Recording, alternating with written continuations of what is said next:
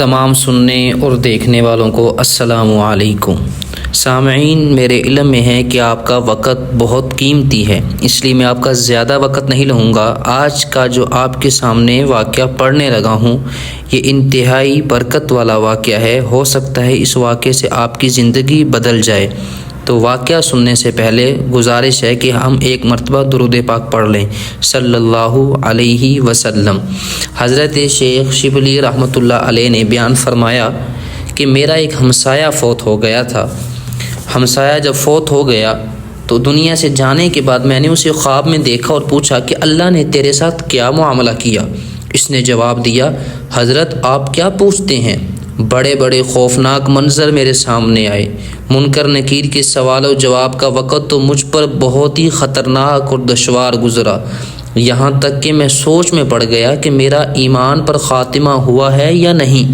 اچانک مجھ سے کہا گیا کہ دنیا میں تیری زبان بیکار رہی، اس وجہ سے تجھ پر یہ مصیبت آئی ہے۔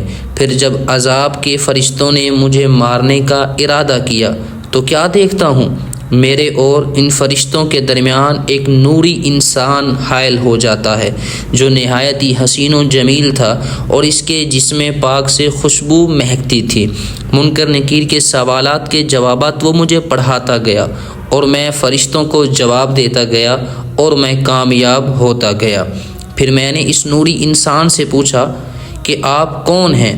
اس نے جواب دیا، میں تیرا وہ درود پاک ہوں جو تو نے دنیا میں اللہ تعالیٰ کے پیارے حبیب صلی اللہ علیہ وسلم پر پڑھا۔ اب تو فکر نہ کر، میں تیرے ساتھ ہی رہوں گا، قبر میں بھی، حشر میں بھی، پل صراط پر بھی، میزان پر بھی، اور ہر مشکل مقام پر تیرا ساتھ رہوں گا اور تیرا مددگار رہوں گا۔